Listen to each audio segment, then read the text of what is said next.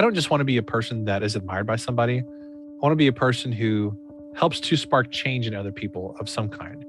And someday, whenever I leave this world, I hope that I will have inspired a few people to write books. I'm a huge fan of just writing a book fast.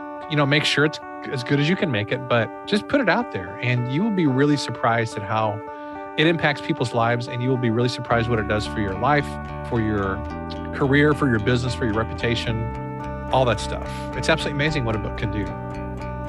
This is Intentionally Ever After.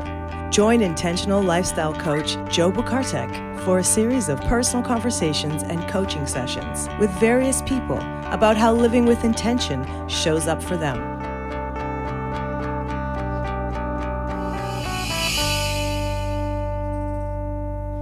Greetings, everyone. Welcome to another episode of Intentionally Ever After. Today, I am thrilled to be chatting with my new dear friend, Mr. Kent Sanders. Kent, welcome. Thanks, Joe. I appreciate you having me on the show. I'm excited to be here. And we're kind of doing like a swap here of being on each other's shows, since you were on mine last week and now I'm on yours. So I love it. Yeah, no, I love it too. And I really appreciate being on with you. We had a really great time. Kent, would you kindly introduce yourself to include the name of that podcast? Sure. So the name of my podcast is called The Daily Writer. And that goes along with a membership community that I have called the Daily Writer Community, where we focus on helping writers develop habits for creative success. The general concept being that there's so much stuff out there related to marketing and social media and creating books and all kinds of businessy type things for writers, all of which are good. And I put out some of that stuff as well. But fundamentally, we have to actually get the work done. And I find that as I talk to writers, the biggest struggle that a lot of writers or aspiring writers have is just getting the work done. So we talk a lot about productivity and mindset and finding time to write and developing systems, that kind of stuff. So I do that. And then my main job, though, is that I'm a ghostwriter. I focus on business books, inspirational memoirs, and books kind of in that genre, and been doing that for a couple of years now. I was a college professor for a long time, but made the pivot to ghostwriting and really helping writers through the podcast community and so forth. So that's kind of what I do day in and day out, pretty much. That is fascinating. May I ask a little bit about the transition from academia to ghostwriting, what that pivot actually looked like? Sure. So, it's kind of it's fascinating to me. I don't know if it's fascinating to anybody else, but anything is fascinating when you're living through it yourself. Because you're the one that's involved in the story. But the short story is that around 2015 or 2016 or so, I, at that point, had been a college professor for 13 years or something like that. And I was honestly just getting really bored with my job. I liked what I did. I loved my students. I loved the college professor life.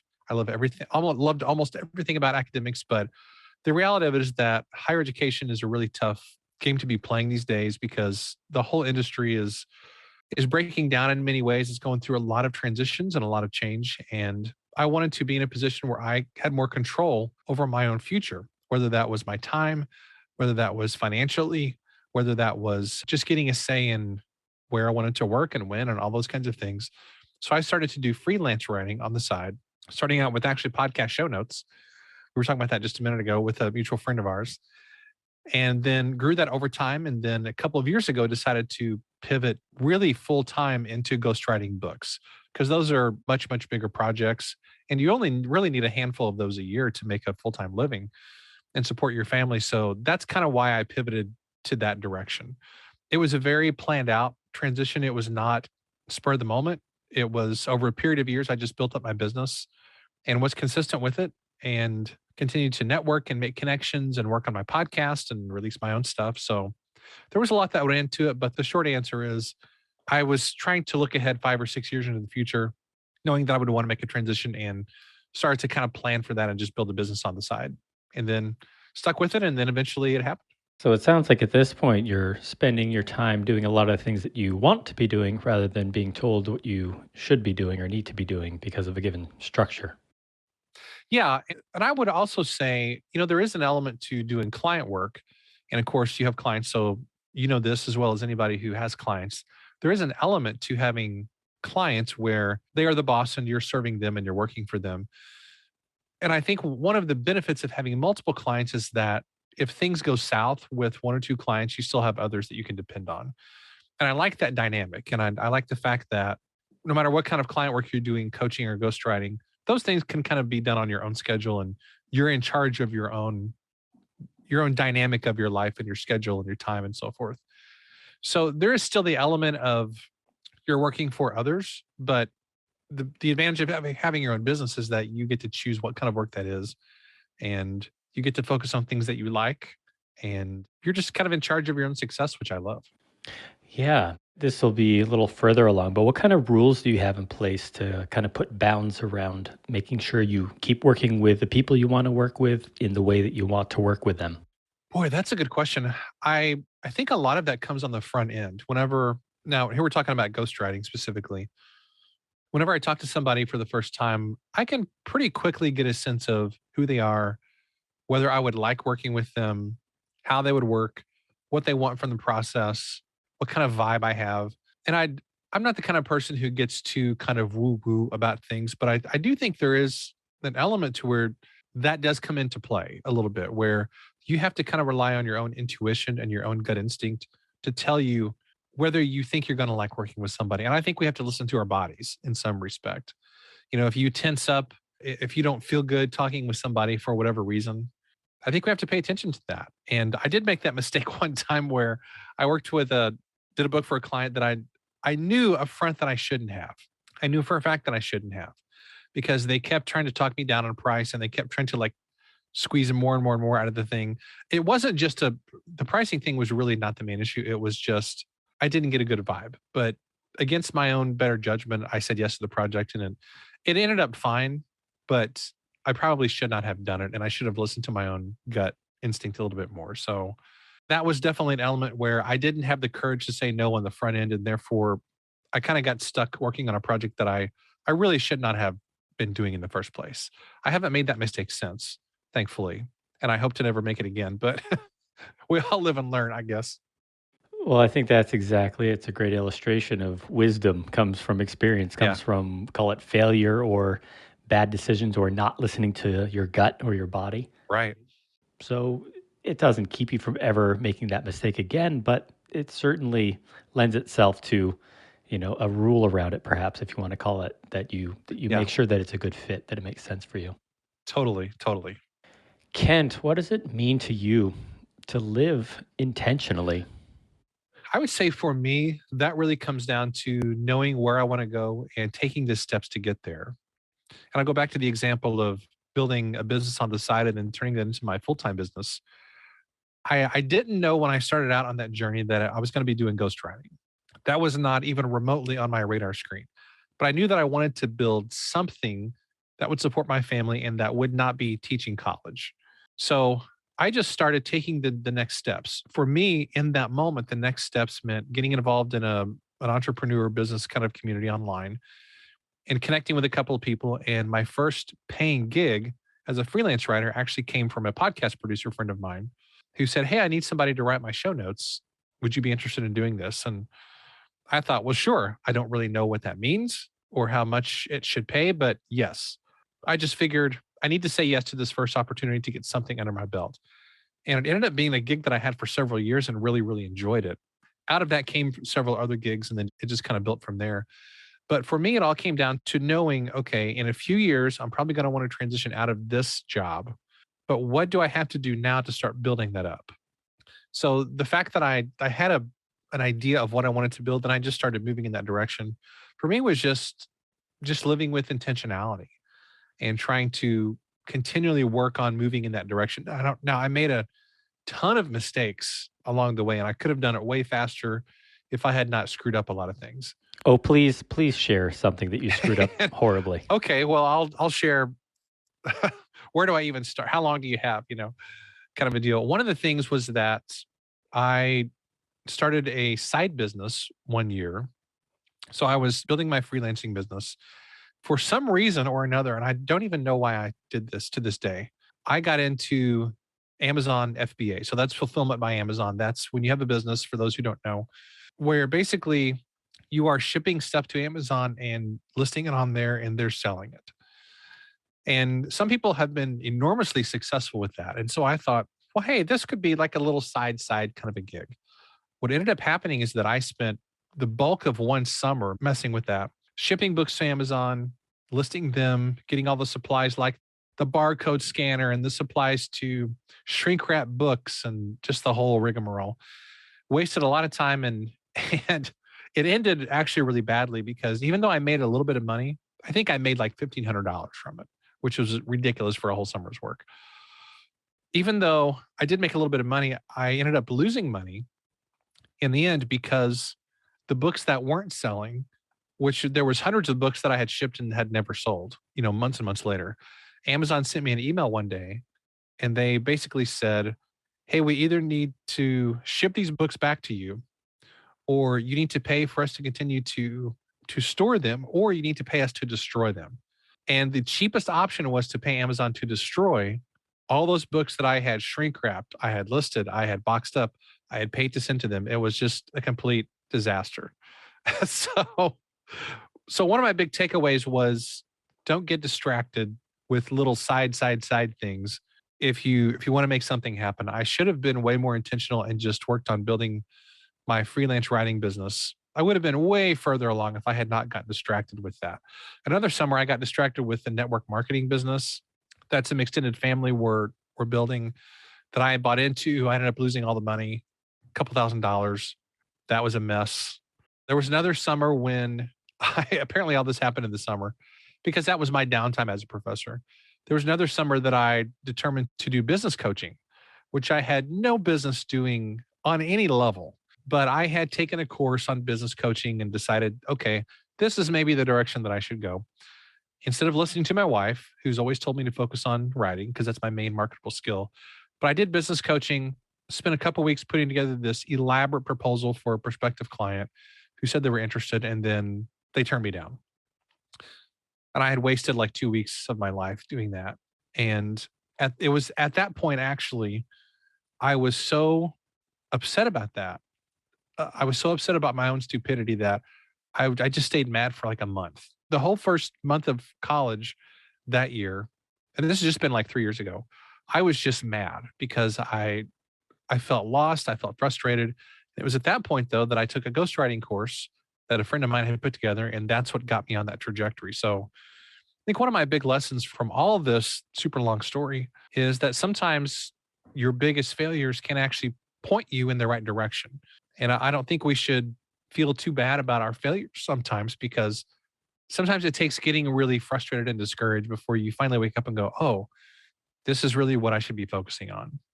So for me, building a successful ghostwriting business that really came out of the ashes of a whole bunch of things that did not work and that I had no business doing in the first place. And if I would just have listened to my wife all these years, I would be way further ahead by now, probably. That may be the case, right? And I think that's universal wisdom to always listen to one's wife. Yeah, I think so. I don't know that it works the other way around necessarily, but wasting time, you started off saying it, you maybe wasted some time and some money, or certainly some energy doing some of those things. But then you ended by saying it probably refined the way It did. to the path that made sense for you along the way. It really, really did. And I think sometimes we feel bad about things that we try to do and don't work. And if you're an entrepreneur or you have your own business, this is super, super common where we try something, it doesn't really work. We try something else, it doesn't really quite work. But along the way, we're learning all these little things that we can then apply to the next thing. So it's not really as if that's all wasted time. There is some value in doing something that doesn't work. And you kind of look at yourself and go, okay, I should not do that in the future. There's a lot of value in kind of going through some doors and looking around and going, this is not really where I want to be. Then you step out and you go to the door where you should be. So I think sometimes those failures can be markers that actually point us to the direction we're supposed to go. And if it weren't for those failures, we wouldn't be going in the right direction. So yeah, there's a lot to be said for having some good failures. I totally agree. Yeah. And I think, it's about establishing or refining your rules for engagement for your business. Right. And I think you've done a great job of almost creating or sharing a blueprint with folks on how one entrepreneurs right? It's a series of experiments, I believe. Hmm. I believed it before you shared the story, and now you've supported my own belief. So thank you for doing that. Yeah. Yeah. Totally. So let me ask you this to expand upon the original question. So that's what it sounds like, what it means to live intentionally as an entrepreneur. And obviously an entrepreneur is very much part of your identity. If we extend it beyond the professional level, what does it mean to you to live intentionally? Boy, that's a good question. I think for me, just life in general, it means actually, I think I would say kind of the same thing as with the business, which is having a clear idea of who you want to become or where you want to go in life, what you want to build. Because if you don't have a clear idea about who you are or what you're trying to accomplish or achieve, then other people are going to impress that upon you. I mean, just the nature of existence, the nature of being in relationships is that we're all trying to impress kind of a mold upon other people. The mold that I tend to push off on people, not always intentionally, is that everybody should write a book. I mean, my thing is books. I'm an author. I realize a book can achieve so many awesome things for you, but not everybody wants to write a book. And I'm sure people get tired of hearing me talk about it. But in a way, I think that's good because you should be so excited about something that people kind of get sick of hearing you talk about it. I think there's some value to that. But if we don't know who we are or what we're trying to build in our lives, then we're going to look to social media or we're going to look to Netflix or we're going to look to other authors or entrepreneurs. And we're going to be constantly in a state of being distracted and frustrated. And I've been there so many times, where, oh, I took a course on consulting or I took a course on having a business that's structured around online courses. Or, I mean, at one point I thought about going and getting my doctorate. This is back when I was in my mid 30s. I really, really strongly considered that because a lot of people that I respected said that's what I should be doing. I'm actually glad that I didn't end up doing that because that would have sent me down probably a pathway that I shouldn't have gone in life for my particular context academically. But, let's say for somebody like my brother, who's a pastor who got his doctorate a couple years ago, that was exactly the right decision for him. That helped take him closer to who he wants to become and what he's trying to build in his life. But he was very, very clear on this is going to take me to the next step, which is what he wanted to do. So I don't know. I think for me, it's just having a clear idea of about who I am and who I want to become, the things I want to create, and what I want my life to be like. And I feel pretty confident that the things that are a part of my life now are. It's kind of like I've got my life set up kind of like the way that I want, for the most part. Not to say that I'm doing it all correctly, but it's getting there. It's getting there. Well, it sounds like you would be the final arbiter in that situation, wouldn't you? I think so. I think so. And for me, I guess to dig into this a little bit more, is it okay if I share how I came to the decision to do ghostwriting? Would that be helpful? I would love that. Thank you. I don't remember if we've talked about this before, just kind of off the record, but here's the way this actually happened. And again, this came out of a lot of frustration and heartache and discouragement. So a few minutes ago, I mentioned this consulting proposal that I had put together. And I did that because that involved doing a book for somebody as well as doing a bunch of courses and producing a podcast and all the things that are kind of in my wheelhouse. So sent that, got that, I got the response back, which was not positive, and I was very, very frustrated and discouraged. So I sat down one day, and literally this is exactly how it happened. I sat down, in fact, it may have been at this desk. I think it was here in my home office where I thought, okay, I need to figure out what I'm trying to build because things at my college are not going well. Who knows if I'm going to have a job in a couple of years. So I sat down and I thought, what are the criteria that I want to have in whatever kind of a business that I'm going to build? Rather than approaching it from the perspective of, okay, I could do this, I could do this, I could do this. I tried to reverse engineer it. And I thought, okay, what do I want my life to look like? What are the criteria that a business has to meet for me and for the way that I'm wired? And I really boiled it down to 5 ultra specific things. One was that I had to have time freedom. In other words, I could do this business on my own time and I could set my own schedule. That was really important to me because I had been in a job for 17 years that told me where to be, when to be there, da, da, da, da. And I just didn't like that. Number 2 was I had to have location freedom. I needed to be able to do this job from anywhere. So it had to be kind of like an online based sort of a thing. Number 3 is that I wanted to give me financial freedom. Not necessarily that I wanted to be a millionaire overnight or anything like that, but I wanted to be able to set my own income. If I worked hard, if I got certain type of clients, if I got a certain type of work, could I radically increase my income in the next few years if I wanted to and if I did things the right way. So that was a criteria. Number 4 was that it had to focus on writing in some way or another. That's my main marketable skill. So it had to involve that. And then the fourth thing was that whatever business I developed had to put me in the orbit of highly successful entrepreneurs and business people. And as I looked across the spectrum of possibilities, the only two things that met those criteria were copywriting and ghostwriting, at least the two things that I was aware of. And I chose ghostwriting because to me, it was much simpler to communicate the value of what I was doing than copywriting. So, like if I tell people, if they say, "What do you do?" and I say, "I'm a ghostwriter," which means I write books for people that helps grow their business or grow their impact and influence. Plus, everybody wants to write a book. I mean, I have yet to come across somebody who, if I said, "Have you ever thought about writing a book?" They said, "No, that's something I would never want to do." Everybody wants to write a book. So to me, that was much simpler than trying to communicate copywriting to people, which can take on a lot of different forms. It's kind of hard to explain to people, at least it felt that way to me. So I chose ghostwriting. That's literally how I chose to do a ghostwriting business. The funny thing was that soon after that is when I came across this course that my friend Nick was putting together. And it all just kind of took shape after that. But nothing really happened until I got super clear on what I wanted to build. Yeah, that makes sense. That's kind of the short story of all that. No, thank you for sharing that. That's great. And actually, that just surfaced something. Would you kindly define copywriting? Sure. Well, copywriting to me is the process of writing words that help sell or influence or persuade people. People use that copywriting is everywhere. It's in commercials, it's in advertising of every kind, websites, emails, it's everywhere. Ghostwriting, on the other hand, to me was a much simpler way to communicate value to people, or nothing against copywriting, of course, because everybody uses copywriting. But ghostwriting was simpler to me because I could, the process of doing a nonfiction book is very, very repeatable. I could come to 10 different clients, and the process of developing a nonfiction book is basically the same no matter who you're talking to. But with copywriting, though, it's an entirely different, in my mind, it was an entirely different thing where every client needs something different. Every project can be really, really different. Plus, in my estimation, it was easier to get ghostwriting clients than it would be copywriting clients. Now, that may not totally be true. And I'm sure if a copywriter hears this, they're going to disagree with me, which is totally fine. But at that point, that was my impression. So that's why I went with ghostwriting. And it's proved to be true because I really just love working on long-term big projects. Yeah, that's great. And not that you're not open to opportunities for copywriting, should they make sense for you.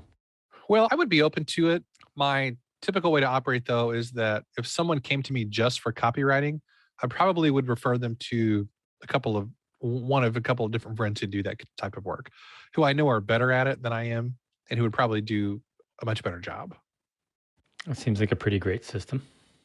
Yeah, I think so, especially if you have, kind of like a referral partnership set up with some people, then everybody can kind of benefit and take something away from it. So, Kent, what is one change in habit that for you has had an exponential payoff?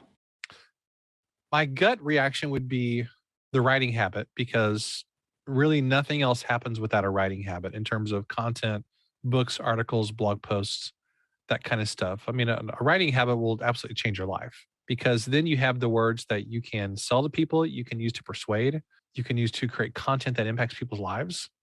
So for me, that daily writing habit is the number one thing. Nothing else even compares to it. That's not even close in my estimation. Now, of course, I'm a writer. I'm a ghostwriter as well. So that's, I'm always going to say writing, but I say that because I absolutely believe it's true. Because very little of value happens in the modern world without a writer behind it.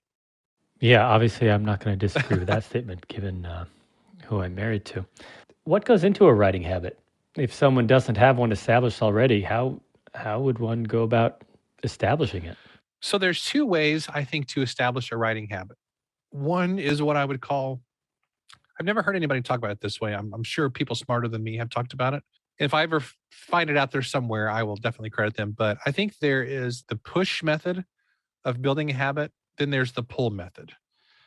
What I mean by that is you can push a habit, meaning you try your hard, you put in a lot of effort, you try to discipline yourself, you put in all this effort to try and write at a certain time or a certain place, or you're working on a book or whatever it is. And you're basically putting in all that effort. And unless you really know what you're working on or you have a purpose for that, unless you're going to share it somewhere, then it becomes really hard to maintain momentum with that because you don't have an outlet for those words. Then there's what I would just call the pull method, which is there is something out there that is pulling you along to basically force you into this habit. For me, having a daily podcast was the pull that has forced me into that habit. And I'm a huge proponent of podcasting. Obviously, we're doing this conversation on your podcast. So you believe in podcasting as well. For me, having a daily podcast has forced me to create content, I mean, every day, literally. So it's given me a bucket that I've got to fill every day that listeners are expecting. They're expecting me to show up. I've got to have something to say there. So for me, having that regular thing that is pulling you toward that creative activity is really, really critical because to be honest with you, I don't always feel like writing. Even though I do this full time, I'm really no more disciplined than the average person, maybe even less so in many ways. But because I've got clients who are expecting writing from me, I've got podcast listeners, I've got people in my membership community that are expecting stuff from me. I've set up these systems in my life that is forcing me to write because I'm not disciplined enough to just show up and do it, honestly.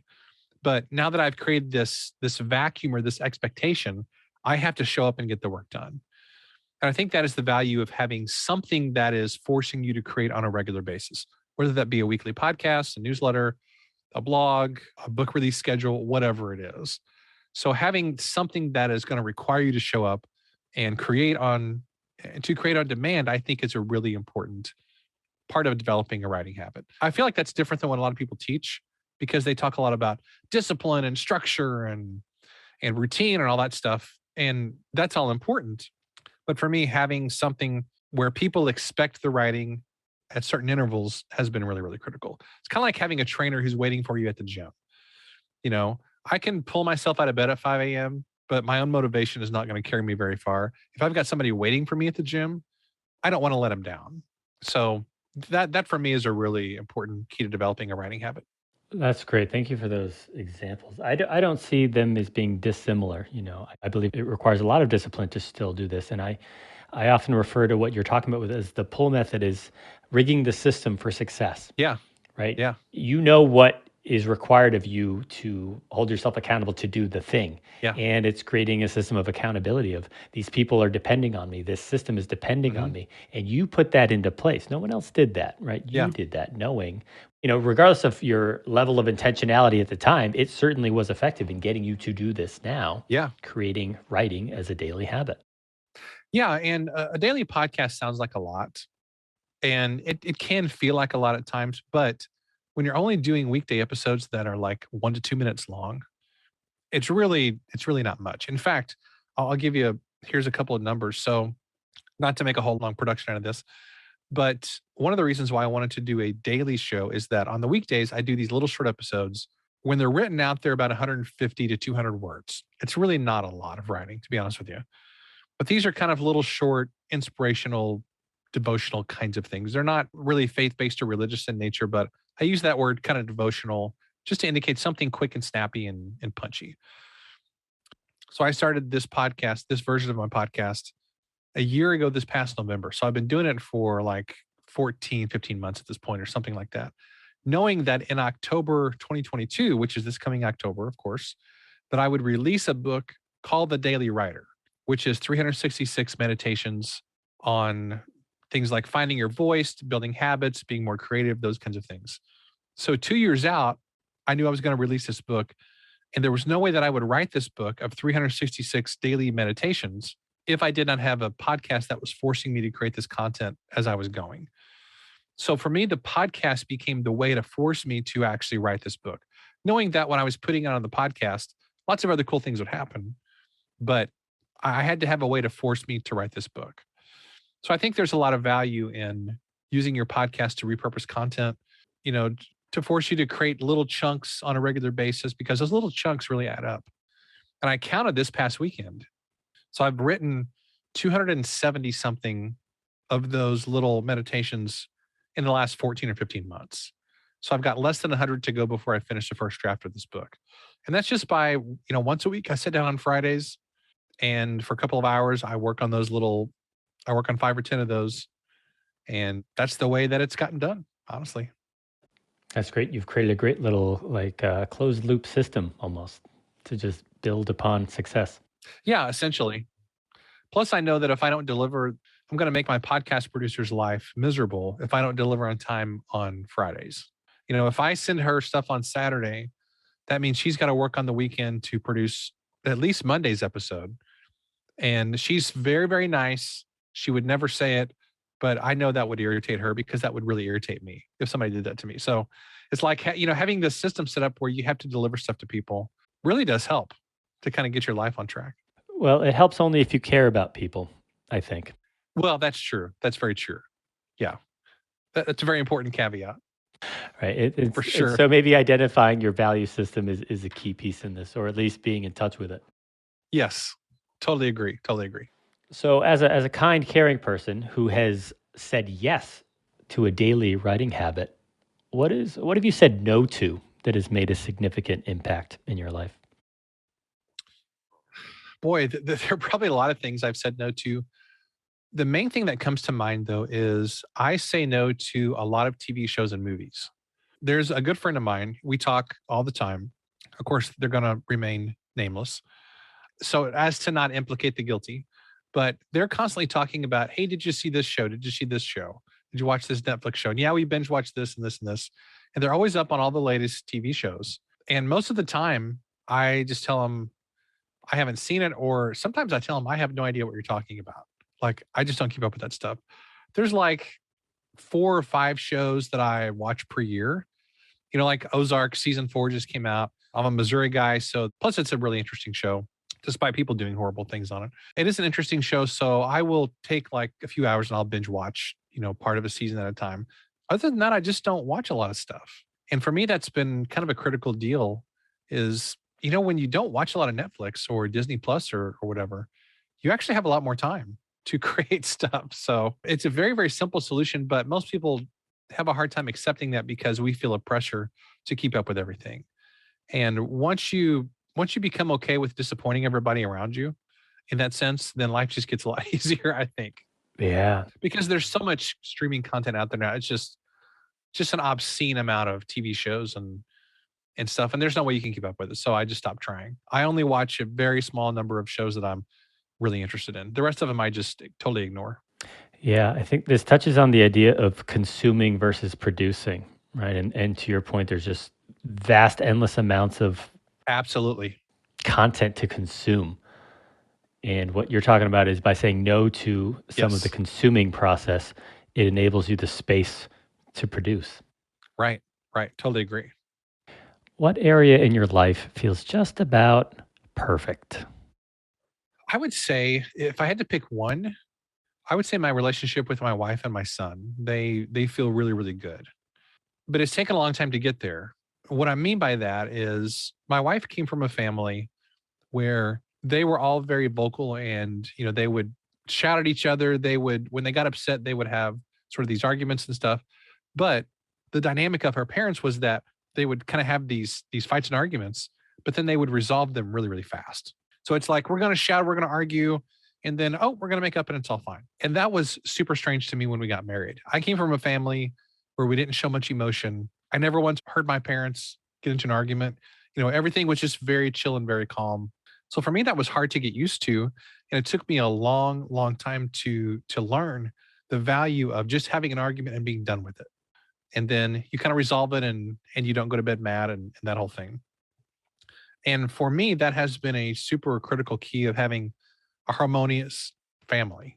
My son is 17, he's going to be 18 in a couple months. And I can't tell you the last time that any of us have gone to bed angry at each other. Gosh, the last time that happened with my wife probably was at least 10 years ago. I do remember a specific fight we had one time where it went on for 2 or 3 days. I even forget what it was about. I'm sure it was my fault. Most of the time it was or is. But seriously, the family relationship, they're very, very solid right now. I love my family. We have a blast together. We make fun of each other. We, in a loving way, we laugh, we do stuff together. I just really, really enjoy hanging out with my wife and my son, legitimately. They're my two favorite people. So we make sure to resolve arguments really, really fast in our house. In fact, it happened just a couple of days ago. I said something stupid that I meant as a joke, and somebody took it in a way that I didn't intend, and it was my fault because I was being kind of an insensitive jerk at the time. And then a couple of days passed, and I was like, "Oh my gosh, I didn't realize that I had said it in a way that had kind of offended somebody." And I apologized, and it was all done. So that feels really, really good in my life. And I have noticed that whenever family is going well and whenever we're all getting along, it feels like I can conquer the world because every problem is smaller when your home life is good. But I have also noticed the opposite, that whenever there's things going on at home, whenever there's tension or there's arguments or there's a problem, that everything else seems way worse. Every business problem seems insurmountable. Everything seems like it's just a giant mess. So I'm really, really thankful that we all get along really well, that we enjoy each other. We just try to keep things fun and light in our family. We laugh a lot, which I think is a big key. That sounds great. What a great way to prioritize the importance of those relationships, too. Yeah, we try. We try. I don't do it perfect by any stretch, but it's pretty good, I would say. Yeah, well, you've honed the system. It sounds like you've borrowed from your upbringing as well as your wife's, Mhm. and brought the conflict resolution process to refine it to what it is today. And it sounds like it's you're all reaping the results of that. Try to. You'd have to ask my wife and my son, I guess, for the real story, but that's my perception. Well, that's the benefit you have of being on. We have to take your word for it, right? That's Because we true. don't That's have true. access to them right now. That's very true. Who is someone you admire, and what do you admire about them? There's a lot of people I admire, obviously like anybody else, but I want to give you one person that I've been reading about. So I love to read celebrity biographies and love history. And one person I've been reading about lately is Elvis. Now, a lot of people admire Elvis for a lot of different reasons, but there's a story that I came across recently that I had never heard before. And have you ever heard the story of Elvis and Richard Nixon, of the meeting that they had? I haven't, but I'm realizing something, Kent, in the moment that it is 2022, and maybe not everyone listening knows who Elvis is. That's true. That's true. So Elvis, the king of rock and roll, Elvis Presley, the world's first true rock and roll star. I mean, just a pioneer in so many ways. And I forget what the year was. Was it 1972 or 71? Somewhere in the late 60s, early 70s. So not to go into a whole long thing, but Elvis was always a big supporter of law enforcement. He actually collected police badges and law enforcement badges. It was just something that he was into. And he carried guns with him everywhere. And it was a different era in history where you could carry guns all over the place and it wasn't a big deal. He would sometimes have numerous guns on him, and it was such a crazy thing because we think of him as this big rock and roll guy, but then he just had a lot of various interests. It's really fascinating.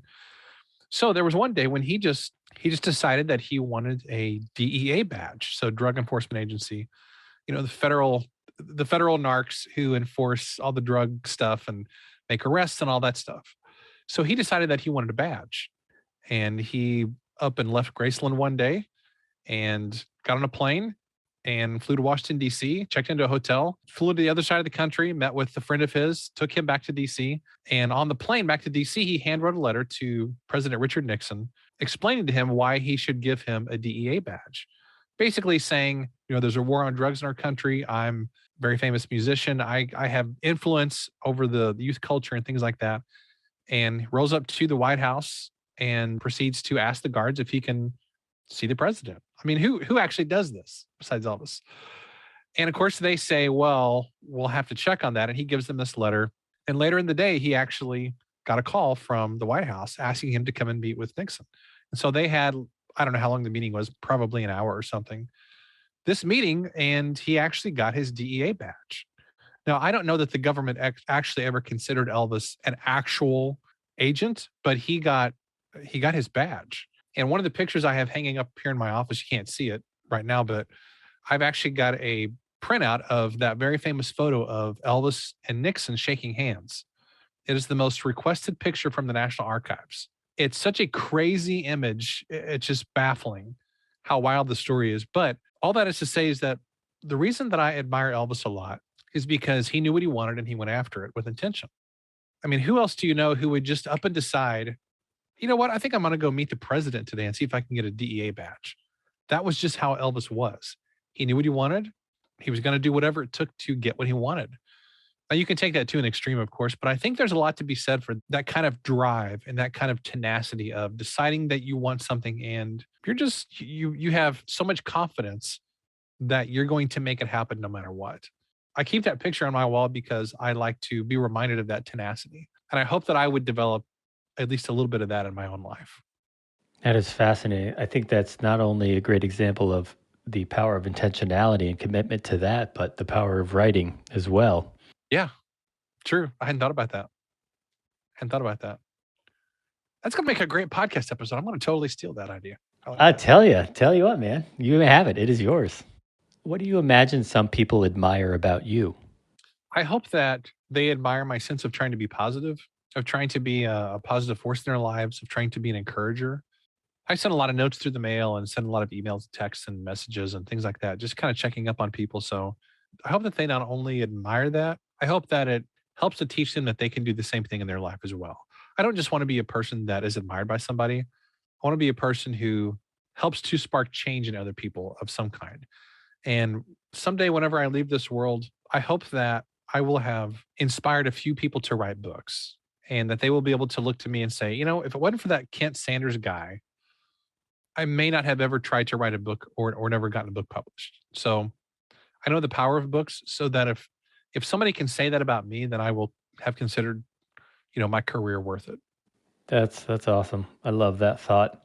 And since I have yet to write my first book and I have met you prior to that, I can't really divide the two and separate them from one another. They're going to be linked no matter what. So to some level, you will have inspired the writing of my book, because I simply couldn't. Well, thanks. And of course, you're married to an author, so I'm sure you talk about books all the time in your house. It does come up. It does come up from time to time. Yeah.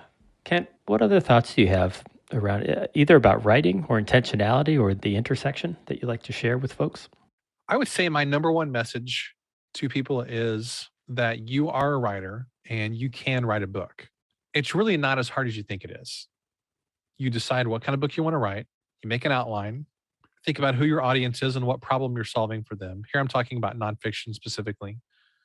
Make an outline, write a first draft as fast as you can, involve an editor at some point, self-publish it on Amazon, have a cover designed, have somebody format the interior and publish that sucker on Amazon. You can go through a publisher and publishers can be wonderful, but I think for people who are doing their first book, probably self-publishing is way simpler and way faster. And I encourage people to get a quick win when it comes to a first book. A lot of people, they just struggle for years over their first book. And I think it is far better to do a short book quickly and put it out there so you have a win. You have some credibility. You can say I'm an author. Then you've got your grand ideas that you want to do your big tome about at some point, and that's totally fine. I've got those too. But I'm a huge, huge fan of just writing a book fast. Make sure it's as good as you can make it, but just put it out there, and you will be really surprised at how it impacts people's lives, and you will be really surprised what it does for your life, for your career, for your business, for your reputation, all that stuff. It's absolutely amazing what a book can do. So increasingly, the more writers that I talk to, the more that I'm really pushing this idea of write a short little book, put it out there, and almost as if it doesn't count. I mean, it does count, but just so you can get a win under your belt, and then you can move on to kind of bigger projects. But I think the power of those quick wins is really, really significant. I love that. It's reducing the pressure of having the ultimate masterpiece your first time out. Absolutely. Absolutely. I got stuck for, gosh, and this is a whole nother ball of wax, but there was a book I was trying to write a few years ago. I spent, I think, a couple of years working on it. Didn't get very far. I took like 150 pages of notes. This was actually a parable type of a book, so it was story-based. Went through several books talking about story structure, trying to figure out how do I build a compelling story. I journaled on all the backstories of the characters and their motivations and the plot and the story beats and all this stuff, and I never finished it. I just got so paralyzed by the process. I just had to set it aside. And I'll probably revisit it someday, but I know what it's like to feel paralyzed by that. So I wish that I would have just done it and put it out there and moved on to the next thing. I would have saved a lot of time, honestly. Those are great nuggets of wisdom. an experience right there. I'm going to respectfully close the conversation on that and appreciate your time and careful consideration of all these questions, Kent. I really appreciate you. Thank you. Absolutely. Thanks for having me on, Joe. Appreciate it. This has been Intentionally Ever After, hosted by intentional lifestyle coach Joe Bukartek. If you would like to have your own intentional conversation with Joe on or off the air, visit intentionallyeverafter.com. Thanks for listening.